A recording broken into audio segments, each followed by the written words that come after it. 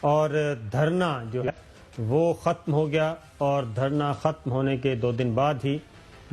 وزیر اعظم عمران خان سے کافی عرصے کے بعد chief of army staff general Qamar Javed Bajwa صاحب کی ملاقات ہوئی ہے۔ اس سے پہلے اگر کوئی ملاقات ہوئی تو وہ ہمارے علم میں اس لیے نہیں کہ وزیر اعظم آفس نے ایسی کوئی خبر ریلیز نہیں کی تھی، اور بظاہر یہی لگتا ہے کہ کافی عرصے کے بعد وزیر اعظم عمران خان سے army chief general Qamar Javed Bajwa صاحب کی یہ ملاقات ہوئی ہے، اور اس ملاقات کا کیا مطلب ہے،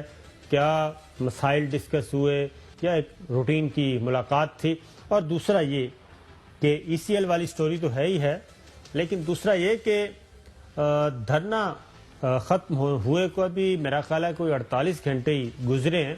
لیکن اس کے جو آفٹر شاکس ہیں وہ بہت جلد آنا شروع ہو گئے ہیں۔ آج بلاول بھٹو زرداری صاحب بھی میدان میں اترے ہیں، اور انہوں نے بڑے پراعتماد طریقے سے یہ کہا ہے کہ آئندہ سال تک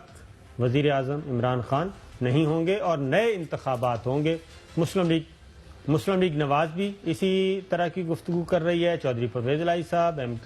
سب بدلے سے تیور لگ رہے ہیں۔ کچھ ایسا لگ رہا ہے کہ کوئی انیوژل سی ایکٹیویٹیز کوئی ہو رہی ہیں، ہونے والی ہیں، جو کہ ہمیں نظر نہیں آ رہی، لیکن سب کا لب و لہجہ تبدیل ہو چکا ہے۔ پاکستان مسلم لیگ کا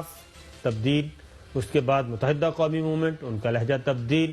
اور اب 2 اتحادی رہ گئے ہیں۔ بی این پی مینگل کو پہلے ہی مسائل کا شکار ہے وہ، اور وہ ایک دفعہ ناراض بھی ہو چکی ہے، اور بجٹ کے موقع پہ پھر اس کو منا کے لے کے آئے تھے۔